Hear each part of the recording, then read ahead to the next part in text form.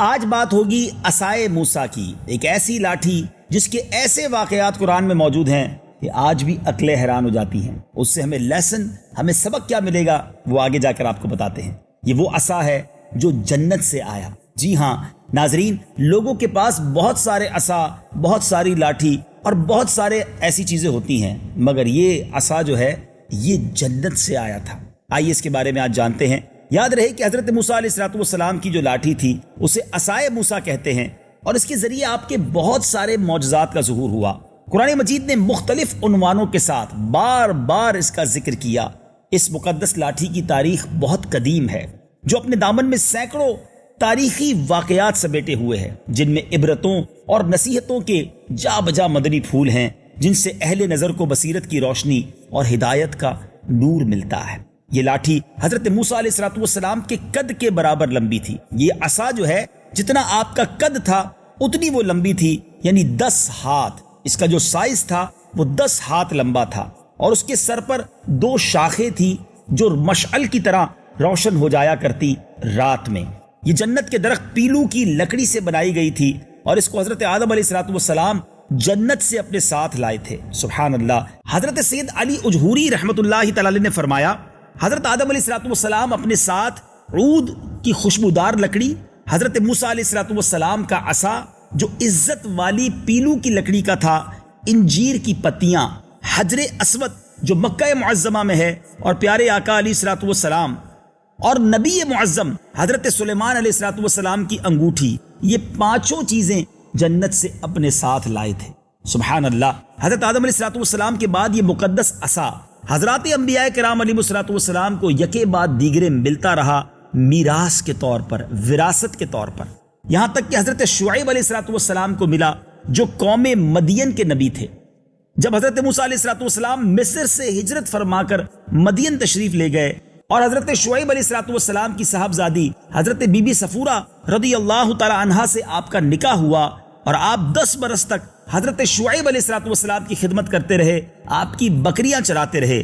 اس وقت حضرت شعیب علیہ السلام نے اللہ کے حکم کے مطابق حضرت موسیٰ علیہ السلام کو وہ عصا دے دیا۔ وہ جنتی لاٹھی جو ہے اب حضرت موسیٰ علیہ السلام تک پہنچ گئی۔ اب آپ اپنی زوجہ محترمہ کو مدین سے لے کر مصر تشریف لے آئے، اور اب وادی مقدس مقام طوا میں پہنچے تو اللہ تعالیٰ نے اپنی تجلی سے آپ کو سرفراز فرمایا، منصب رسالت کے شرف سے مشرف فرمایا۔ اس وقت حضرت حق جل مجدہ نے آپ سے جس طرح کلام فرمایا، اللہ نے اپنے نبی سے کس طرح کلام فرمایا، اس لاٹھی، اس عصا کے بارے میں کیا فرمایا، آئیے قرآن میں یہ بات کس انداز میں موجود ہے، تلاوت قرآن سنتے ہیں اور ترجمہ سنتے ہیں۔ وَمَا تِلْكَ بِيَمِينِكَ يَا مُوسَى قَالَ هِيَ عَصَايَ أَتَوَكَّأُ عَلَيْهَا وَأَهُشُّ بِهَا عَلَى غَنَمِي وَلِيَ فِيهَا مَآرِبُ أُخْرَى۔ اور یہ تیرے داہنے ہاتھ میں کیا ہے اے موسیٰ؟ عرض کی یہ میرا عصا ہے، میں اس پر تکیہ یعنی ٹیک و سہارا لگاتا ہوں، اور اس سے اپنی بکریوں پر پتے جھاڑتا ہوں، اور میرے اس میں اور کام ہیں۔ ناظرین، یہاں مآرب اخرى یعنی دوسرے کاموں پر میں خرچ کرتا ہوں یا دوسرے کام بھی کرتا ہوں۔ اس کی تفسیر میں حضرت علامہ ابو البرکات عبداللہ بن احمد نصفی رحمۃ اللہ تعالی علیہ نے اس دوسرے کام کی ڈیفینیشن بیان کی کہ اور کیا کیا کام حضرت موسیٰ اس سے لیتے تھے۔ آپ سنتے جائیے اور اللہ کی قدرت کے نظاروں کو سن کر شاید آپ حیران بھی ہوتے چلے جائیں گے۔ نمبر 1، اس کو ہاتھ میں لے کر اس کے سہارے چلنا۔ نمبر 2، اس سے بات چیت کر کے دل بہلانا۔ نمبر 3، دن میں اس کا درخت بن کر آپ کا سایہ کرنا۔ جی ہاں، یہ عصا دن میں درخت بن جاتا، حضرت موسیٰ علیہ السلام پر سایہ کرتا۔ نمبر 4، رات کا اس کی دونوں شاخوں کا روشن ہو کر آپ کو روشنی دینا۔ نمبر 5، اس سے دشمنوں، درندوں اور سانپوں، بچھوؤں کو مارنا۔ نمبر 6، کنویں سے پانی بھرنے کے وقت اس کا رسی بن جانا، یعنی وہ لاٹھی رسی بھی بن جاتی تھی، اور اس کی دونوں شاخوں کا ڈول بن جانا۔ نمبر 7، بوقت ضرورت اس کا درخت بن جانا اور آپ کی ضرورت کے مطابق حسب خواہش پھل دینا۔ اور نمبر 8، اس کو زمین میں گاڑ دینے سے پانی نکل پڑنا۔ اللہ اکبر! یہ جنتی لاٹھی، یہ جنتی عصا کیسا کمال کا تھا کہ کتنے موقع پر حضرت موسیٰ علیہ السلام کو گویا وہ کام آتا تھا۔ جنت سے جو آیا تھا۔ تو ناظرین، حضرت موسیٰ علیہ السلام اس مقدس عصا سے مذکورہ بالا کام نکالتے رہے، مگر جب آپ فرعون کے دربار میں ہدایت فرمانے کی غرض سے تشریف لے گئے اور آپ کو جادوگروں نے جھٹلایا، تو آپ کے اس عصا سے اب بڑے بڑے معجزات کا ظہور ہونا شروع ہو گیا۔ اب 3 معجزات کا ذکر قرآن مجید میں موجود ہے۔ آئیے یہ 3 معجزات آپ سنیے اور اللہ کی قدرت کا نظارہ دیکھنے کی اور سمجھنے کی کوشش کریں کہ میرا رب چاہے اپنے نبی پر جب کرم فرماتا ہے تو اس کے عصا سے گویا ایک لکڑی ہے، مگر کیسے کیسے کمالات کا ظہور ہوتا ہے۔ اب ناظرین، اس عصا کے جو 3 معجزات کا ذکر قرآن میں موجود ہے، اس میں سب سے پہلا معجزہ سبحان اللہ، عصا اژدہا بن گیا۔ یہ امیزنگ واقعہ ہے، کمال کا واقعہ ہے، اور عقل حیران ہو جاتی ہے کہ رب عز و جل جب اپنے انبیاء پر کرم فرماتا ہے تو ان سے منسلک لکڑی جو ہے، بظاہر تو وہ لکڑی تھی نا، مگر کیسے کمالات کا ظہور ہوا۔ قرآن میں کس انداز میں رب نے اس معجزے کو بیان کیا؟ آئیے سورہ طٰہٰ پارہ ہے 16 آیت نمبر 65 تا 70، ان 6 آیتوں کی پہلے تلاوت سن لیتے ہیں، ترجمہ سن لیتے ہیں، پھر میں انشاءاللہ تفسیر کے کچھ مدنی پھول پیش کرتا ہوں۔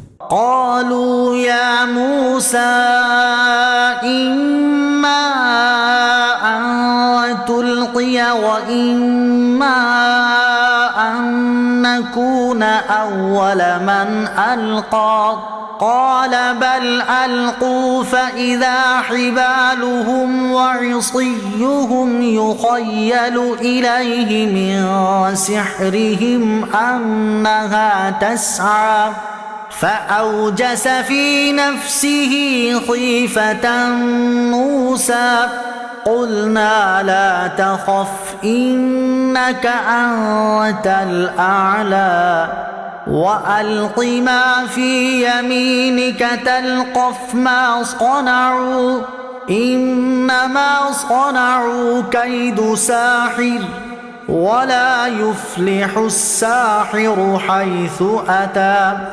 فألقي السحرة سجدا قالوا آمنا برب هارون وموسى۔ بولے اے موسیٰ، یا تو تم ڈالو یا ہم پہلے ڈالیں۔ موسیٰ نے کہا بلکہ تم ہی ڈالو۔ جبھی ان کی رسیاں اور لاٹھیاں ان کے جادو کے زور سے ان کے خیال میں دوڑتی معلوم ہوئی تو اپنے جی میں موسیٰ نے خوف پایا۔ ہم نے فرمایا ڈر نہیں، بے شک تو ہی غالب ہے، اور ڈال تو دے جو تیرے داہنے ہاتھ میں ہے، وہ ان کی بناوٹوں کو نگل جائے گا۔ وہ جو بنا کر لائے ہیں وہ تو جادوگر کا فریب ہے، اور جادوگر کا بھلا نہیں ہوتا، کہیں آوے تو سب جادوگر سجدے میں گرا لیے گئے۔ بولے ہم اس پر ایمان لائے جو ہارون اور موسیٰ کا رب ہے۔ اس کا واقعہ یہ ناظرین کہ فرعون نے ایک میلہ لگوایا اور اپنی پوری سلطنت کے جادوگروں کو جمع کر کے حضرت موسیٰ علیہ السلام کو شکست دینے کے لیے مقابلے پر لگا دیا۔ اس میلے کے اژدہام میں لاکھوں انسانوں کا مجمع تھا، گویا ایک اژدہام تھا، ایک اسپیکٹیٹرز تھے، چاروں طرف لوگ دیکھنے آئے تھے کہ ہو کیا رہا ہے۔ ایک میلہ کا سما تھا، مقابلہ ہو رہا تھا۔ حضرت موسیٰ علیہ السلام کے سامنے سینکڑوں جادوگر تھے اور وہ اپنے طرح طرح کے جادوؤں کے ذریعے حضرت موسیٰ علیہ السلام پر گویا حملہ کرنے کے لیے تیار تھے۔ حضرت موسیٰ علیہ السلام اکیلے ان کے سامنے ڈٹ گئے۔ جادوگروں نے فرعون کی عزت کی قسم کھا کر اپنی اپنی رسیوں کو زمین پر پھینکا تو دیکھنے والے حیران رہ گئے کہ وہ ساری رسیاں سانپ کی شکل اختیار کر گئیں، اور اب پورے میدان میں وہ سانپ گویا دوڑنے لگے، پھنکارنے لگے۔ سارے لوگ گھبرا گئے کہ اتنے سارے سانپ آ گئے، مگر حضرت موسیٰ علیہ السلام اللہ کی عطا سے اپنی جگہ ڈٹے رہے۔ فرعون بڑا خوش ہو رہا تھا، شادمانی کے شادیانے بجائے جا رہے تھے۔ اس کو گھمنڈ تھا اپنے ان جادوگروں پر کہ اب حضرت موسیٰ کیا کریں گے۔ سینکڑوں ہزاروں سانپ جو ہے حضرت موسیٰ علیہ السلام کی طرف بڑھے چلے جا رہے تھے۔ اب حضرت موسیٰ علیہ السلام نے کیا کیا؟ اللہ کے حکم سے اپنی مقدس لاٹھی، گویا ایک لکڑی ہی تو تھی نا، وہ عصا تھا، آپ نے ان سانپوں کے بیچ میں اس کو رکھ دیا۔ اللہ اکبر! اور اب کیا ہوا؟ وہی لاٹھی ایک بہت بڑا، نہایت خوفناک اژدہا بن گیا، اور وہ بہت بڑا سانپ بن گیا اور جادوگروں کے تمام سانپوں کو نگل گیا۔ یہ معجزہ دیکھ کر تمام جادوگروں نے اپنی شکست کا اعتراف کیا، اور یہ اعتراف کرتے ہوئے سجدے میں گر پڑے۔ اور ابھی آپ نے قرآن میں سنا، وہ سب بآواز بلند یہ اعلان کر رہے تھے آمنا برب ہارون و موسیٰ، یعنی ہم سب حضرت ہارون اور حضرت موسیٰ علیہ الصلوۃ والسلام کے رب پر ایمان لائے۔ جی ناظرین، یہ ایک معجزہ تھا جو رب عز و جل نے قرآن مجید میں کس شاندار انداز میں بیان کیا۔ اب چلتے ہیں اگلے معجزے کی طرف، اور وہ ہے عصا مارنے سے چشمے جاری ہو گئے۔ قرآن مجید فرقان حمید نے اس معجزے کو کس انداز میں بیان کیا ہے؟ آئیے پہلے قرآن کی آیت سنتے ہیں اور ترجمہ سنتے ہیں۔ ان الذين كفروا سواء عليهم أأنذرتهم ام لم تنذرهم لا يؤمنون۔ بے شک وہ جن کی قسمت میں کفر ہے انہیں برابر ہے، چاہے تم انہیں ڈراؤ یا نہ ڈراؤ، وہ ایمان لانے کے نہیں۔ جی ناظرین، اب اس کی کچھ تفسیر قرآن میں جو علماء نے اس کی تفصیل بیان کی ہے کہ بنی اسرائیل کا اصل وطن ملک شام تھا، لیکن حضرت یوسف علیہ السلام کے دور حکومت میں یہ لوگ مصر میں آ کر آباد ہو گئے اور ملک شام پر قوم عمالقہ کا تسلط اور قبضہ ہو گیا، جو بدترین قسم کے غیر مسلم تھے۔ جب فرعون دریائے نیل میں غرق ہو گیا اور حضرت موسیٰ علیہ السلام کو فرعون کے چالوں سے اور اس کے واروں سے اب اطمینان ہو گیا، تو اب اللہ تعالیٰ نے حکم دیا کہ قوم عمالقہ سے جہاد کیا جائے، شام کو ان کے قبضہ تسلط سے آزاد کرائیں۔ چنانچہ آپ 6 لاکھ کی بنی اسرائیل کی فوج لے کر جہاد کے لیے اس قوم کی طرف روانہ ہوئے، مگر ملک شام کی حدود میں پہنچ کر بنی اسرائیل پر قوم عمالقہ کا ایک ایسا خوف طاری ہو گیا کہ بنی اسرائیل ہمت ہار گئے اور انہوں نے کہا کہ ہم آپ کے ساتھ نہیں لڑیں گے۔ اس نافرمانی پر اللہ تعالیٰ نے بنی اسرائیل کے لوگوں کو یہ سزا دی کہ 40 سال تک، جی ہاں ناظرین، 40 ایئرز تک وہ میدان تی میں بھٹکتے گھومتے پھرتے رہے اور اس میدان سے باہر نہ نکل سکے۔ یعنی اللہ تعالیٰ نے ایسا ان کے لیے نظام بنا دیا کہ وہ جدھر بھی جاتے تھے گھوم پھر کے ایک ہی جگہ پر آ جاتے تھے اور 40 سال تک ایک ہی میدان میں رہے۔ جب بنی اسرائیل کے یہ لوگ اس بے آب و گیا میدان میں بھوک اور پیاس کی شدت سے بے قرار ہو گئے تو اللہ تعالیٰ نے حضرت موسیٰ علیہ السلام کی دعا سے ان لوگوں کے لیے کھانے کے لیے من و سلوہ نازل کیا۔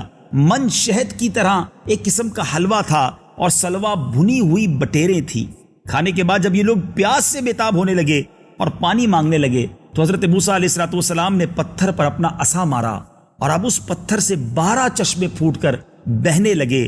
بنی اسرائیل کے 12 خاندان اپنے اپنے ایک ایک چشمے سے پانی لے کر خود پینے لگے اور اپنے جانوروں کو بھی پلانے لگے، اور پورے 40 برس تک یہ سلسلہ رہا۔ یہ حضرت موسیٰ علیہ السلام کا معجزہ تھا جو عصا اور پتھر کے ذریعے جس کا ظہور ہوا۔ سبحان اللہ۔ اب ذرا غور کیجئے ناظرین، یا ایک بات تو بڑی کمال کی ہے کہ قوم نے اللہ کی نافرمانی کی، اللہ نے سزا کے طور پر اس قوم کو گویا ایک میدان میں قید کر دیا، مگر حضرت موسیٰ علیہ السلام نے پھر بھی اپنی قوم کے لیے اللہ سے دعا کی، ان کی بھوک اور پیاس کے لیے دعا کی، اور میرے رب کی کرم نوازی دیکھیں کہ ان کے لیے آسمان سے کھانا اتارا، پانی پینا تھا تو اللہ کے نبی نے اپنا عصا زمین پر مارا اور اس سے چشموں کو جاری کر دیا۔ سبحان اللہ، کیا رحم ہے، کیا کرم نوازی ہے۔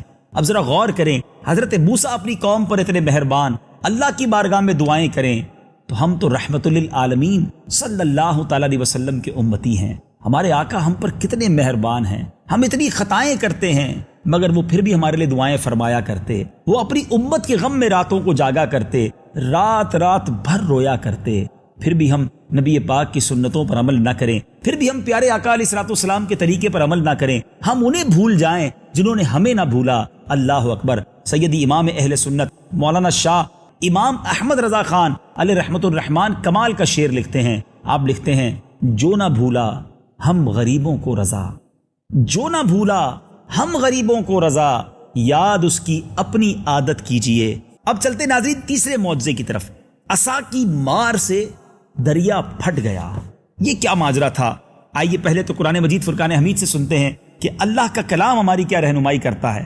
19واں پارہ ہے سورہ الشعراء، آیت نمبر 61 تا 67۔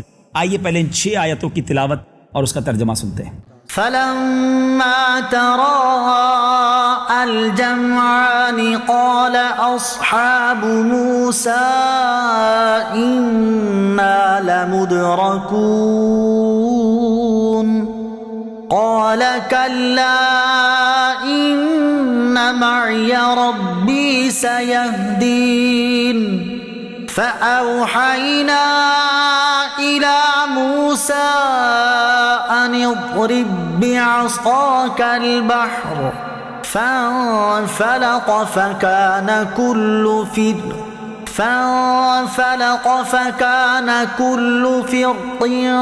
كالطود العظيم وأزلفنا ثم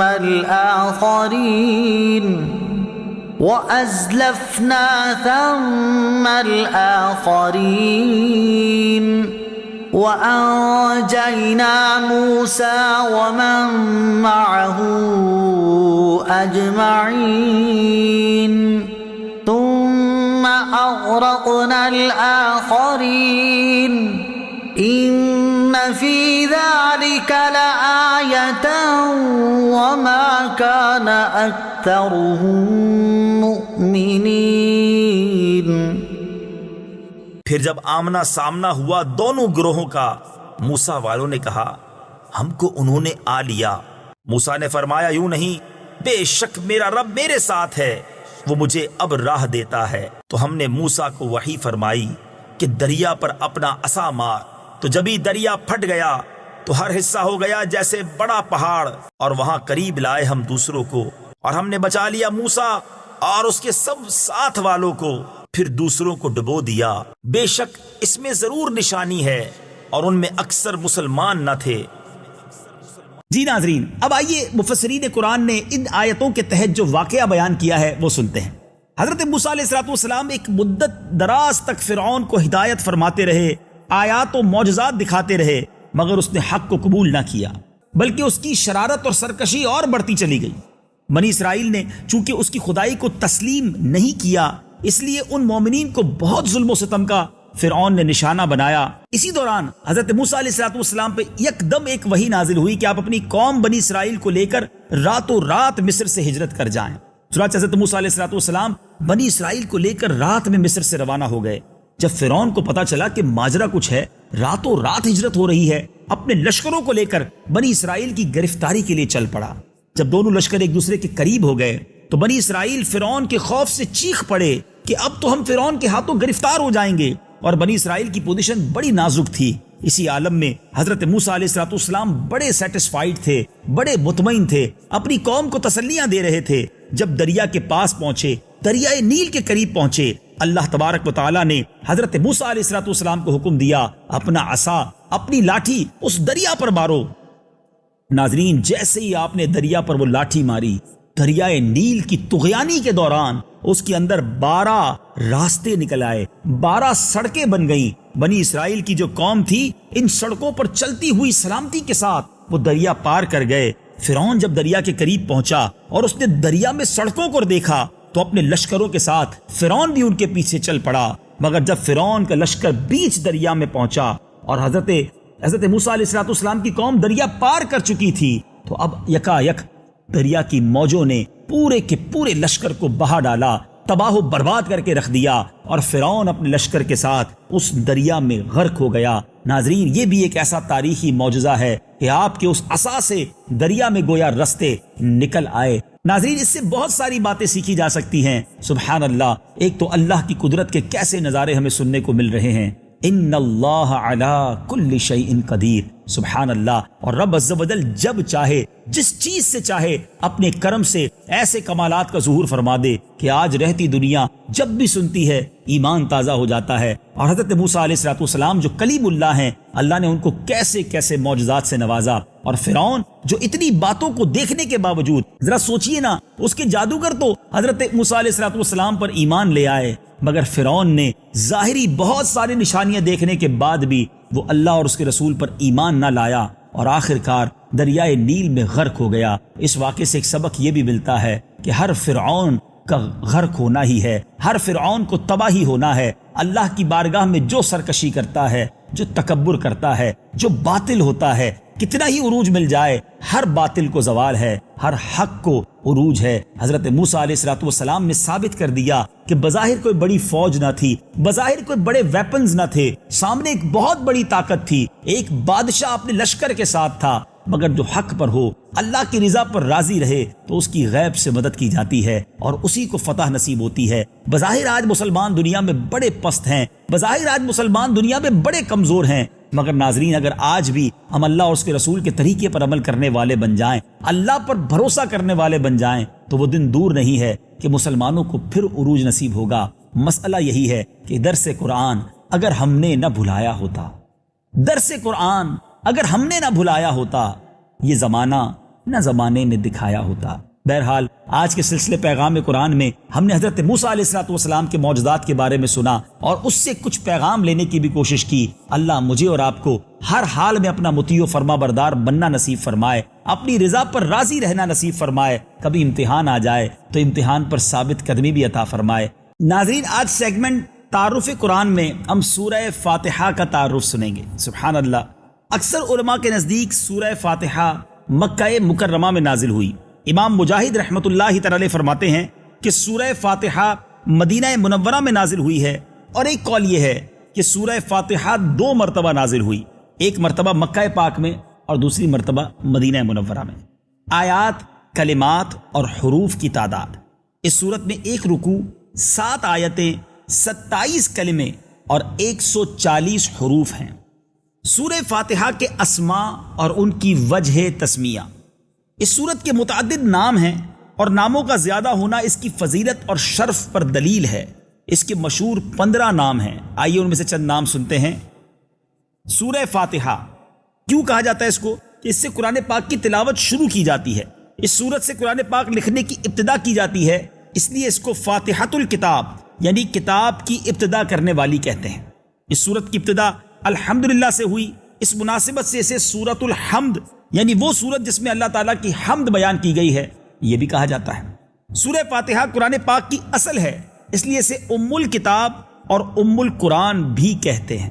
سبحان اللہ، یہ سورت نماز کی ہر رکعت میں پڑھی جاتی ہے، یا یہ سورت 2 مرتبہ نازل ہوئی ہے، اس وجہ سے اسے السبع المثانی یعنی بار بار پڑھی جانے والی یا 1 سے زائد مرتبہ نازل ہونے والی 7 آیتیں کہا جاتا ہے۔ اور اسی طرح دین کے بنیادی امور کا جامع ہونے کی وجہ سے سورت فاتحہ کو سورت الکنز، سورت الوافیہ اور سورت الکافیہ بھی کہتے ہیں۔ شفا ہونے کی وجہ سے اس کو سورت الشفا اور سورت الشافیہ بھی کہتے ہیں۔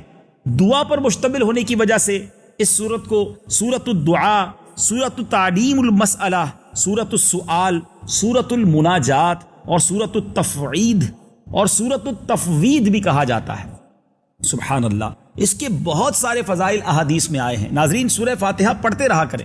میرے آقا مدینے والے مصطفیٰ صلی اللہ تعالی علیہ وسلم فرماتے ہیں، اور یہ بخاری شریف کی حدیث ہے، حضرت ابو سعید بن معلہ رضی اللہ تعالیٰ عنہ فرماتے ہیں کہ میں نماز پڑھ رہا تھا تو مجھے نبی پاک علیہ الصلوۃ والسلام نے بلایا، لیکن میں نے جواب نہ دیا۔ جب نماز سے فارغ ہو کر بارگاہ رسالت میں حاضر ہوا تو میں نے عرض کی، یا رسول اللہ صلی اللہ تعالی علیہ وسلم، میں نماز پڑھ رہا تھا۔ میرے آقا علیہ الصلوۃ والسلام نے ارشاد فرمایا، کیا اللہ تعالیٰ نے یہ نہیں فرمایا استجیبوا للہ وللرسول اذا دعاکم، اللہ اور اس کے رسول کی بارگاہ میں حاضر ہو جاؤ جب وہ تمہیں بلائیں۔ پھر ارشاد فرمایا، کیا میں تمہیں تمہارے مسجد سے نکلنے سے پہلے قرآن کریم کی سب سے عظیم سورت نہ سکھاؤں؟ پھر آپ علیہ الصلوۃ والسلام نے میرا ہاتھ پکڑ لیا۔ جب ہم نے نکلنے کا ارادہ کیا تو میں نے عرض کی، یا رسول اللہ صلی اللہ تعالی علیہ وآلہ وسلم، آپ نے فرمایا تھا کہ میں ضرور تمہیں قرآن مجید کی سب سے عظمت والی سورت سکھاؤں گا۔ ارشاد فرمایا، وہ سورت الحمدللہ رب العالمین ہے، یہی 7 مثانی اور قرآن عظیم ہے جو مجھے عطا فرمائی گئی۔ سبحان اللہ، سبحان اللہ، قرآن پاک کی گویا اس حدیث میں سب سے بڑی عظمت والی سورت سورہ فاتحہ کو کہا گیا۔ حضرت عبداللہ ابن عباس رضی اللہ تعالیٰ عنہ فرماتے ہیں کہ ایک فرشتہ آسمان سے نازل ہوا اور اس نے سید المرسلین صلی اللہ تعالیٰ علیہ وسلم کی بارگاہ میں سلام پیش کر کے عرض کی، یا رسول اللہ صلی اللہ تعالیٰ علیہ وسلم، آپ کو ان 2 نوروں کی بشارت ہو جو آپ کے علاوہ کسی نبی کو عطا نہیں کیے گئے، اور وہ 2 نور یہ ہیں، سورہ فاتحہ اور سورہ بقرہ کی آخری آیتیں۔ ناظرین، سورہ فاتحہ کو اپنا ورد رکھیے، اس کی برکتیں لوٹیے۔ اس سورت میں بہت سارے مضامین ہیں، چند مضامین بیان کر دیتا ہوں۔ اس سورت میں اللہ تعالیٰ کی حمد و ثنا کا بیان ہے، اللہ تعالیٰ کے رب ہونے، اس کے رحمان اور رحیم ہونے، نیز مخلوق کے مرنے کے بعد دوبارہ زندہ کیے جانے اور قیامت کے دن ان کے اعمال کی جزا ملنے کا ذکر ہے۔ صرف اللہ تعالیٰ کی عبادت کا مستحق ہونے اور اس کے حقیقی مددگار ہونے کا تذکرہ ہے۔ دعا کے آداب کا بیان اور اللہ تعالیٰ سے دین حق اور صراط مستقیم کی طرف ہدایت ملنے، نیک لوگوں کے حال سے موافقت اور گمراہوں سے اجتناب کی دعا مانگنے کی تعلیم ہے۔ رب کریم مجھے اور آپ کو قرآن پاک سے سچی محبت عطا فرمائے۔